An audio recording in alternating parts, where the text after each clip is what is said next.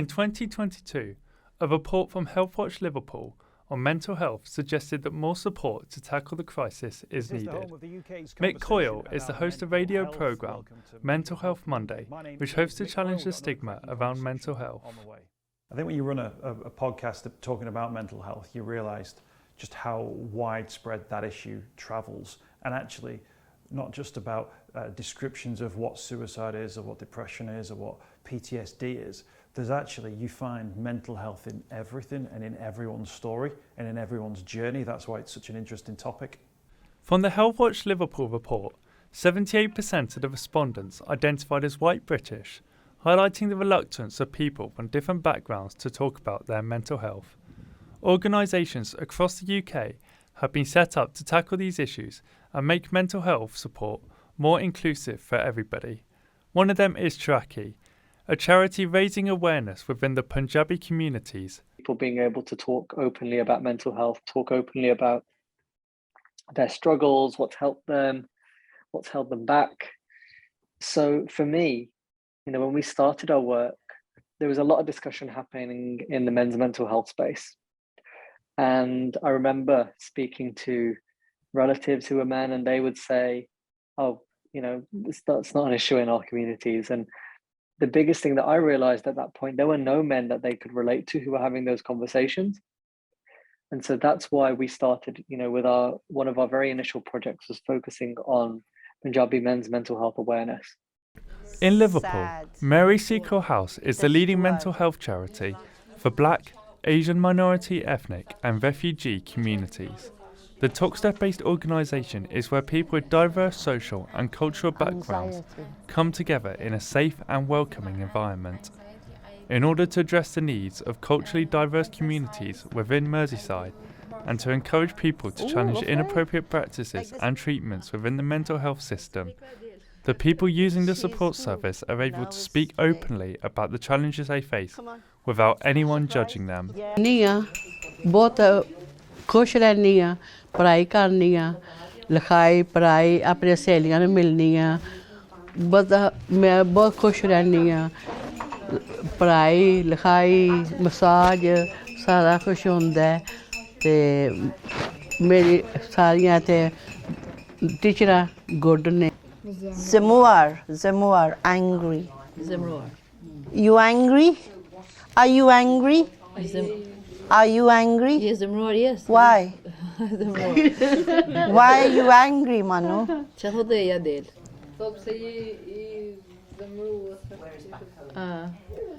Home Office.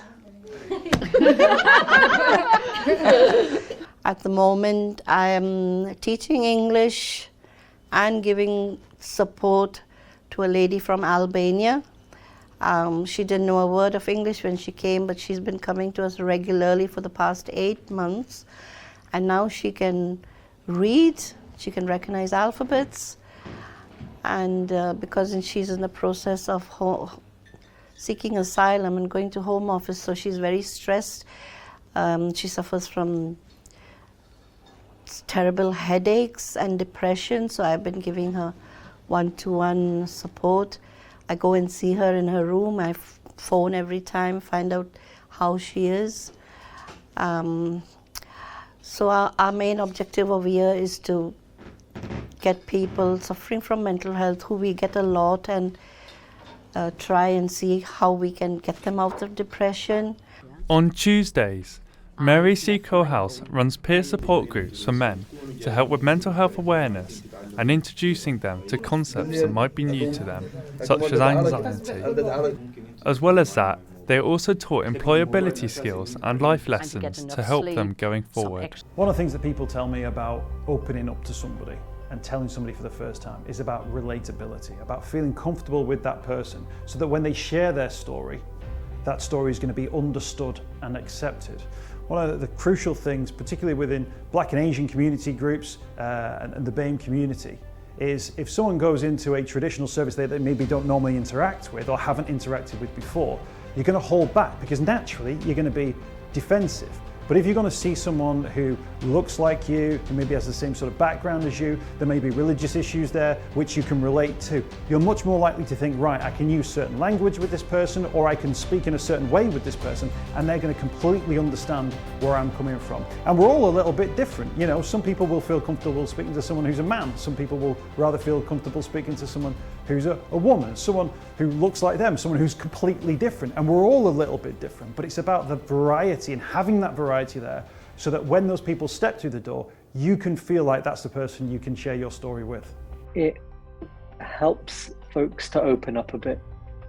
You know, when they see someone they can connect with, and again, that doesn't need to be someone who's of the same ethnic background. It could be just someone they feel that they can connect with. With people either being unable to afford professional help or on long waiting lists, local football clubs across Merseyside are stepping up to help people before it's too late.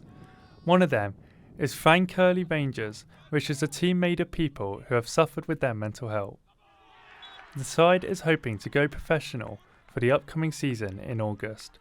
Another is Liverpool Football Therapy, which was set up by Colin Dolan after his own challenges with mental health. His partner suggested that he got involved in a programme run by Everton in the community called Imagine Your Goals. Despite some doubts on joining, the programme ended up changing Colin's life and led to the setup of Liverpool Football Therapy. We also struggled with breaking into the black and ethnic minority communities. And I did reach out to a few organisations locally to let them know about the services that we provided. No one ever really, the organisations loved it, no doubt about it. What the issue was, and this was the feedback I was always getting, and I'm still told to this day, it's the same. The stigma within those communities when it comes to mental illness is even worse than it is within our own localised white British male community. I mean, it's tough for us, and there's a stigma within that particular community. It's even worse, and it's harder for particularly the men to reach out because it's seen by so many others as a sign of weakness. Obviously, it's not, and we know that and we accept that. However, just recently, going back maybe 6 months ago, I reached out to the Mary Seacole House in Toxteth here in Liverpool, who work with a number of asylum seekers, refugees, particularly those who are affected by mental ill health. And these people have been through traumatic and dramatic lifestyles before they came here. And then they've had the hazardous journey of getting into the UK as well. But since we reached out to them, I think I did 2, maybe 3 presentations with a number of their clients. And as soon as I was finished telling my story and my own background, my journey, and what Liverpool Football Therapy was all about, and I just said, anyone interested, who wants to come along and play football? Every person, man and woman, put their hand up and wanted to join. There are also ways that we can help other people. Whenever we have conversations with some people in our day-to-day lives, not just listening, but making sure that people feel heard. And it can make such a positive difference in terms of how people relate to you, how you relate to the wider world. And the second one is, not all conversations about mental health need to be mega serious. Definitely a place for serious conversations, but there's also a place for light-hearted conversations and communicating in different ways. So for me, that's really important because not everyone wants to have the really, really serious conversations, and we always need to adapt our communication style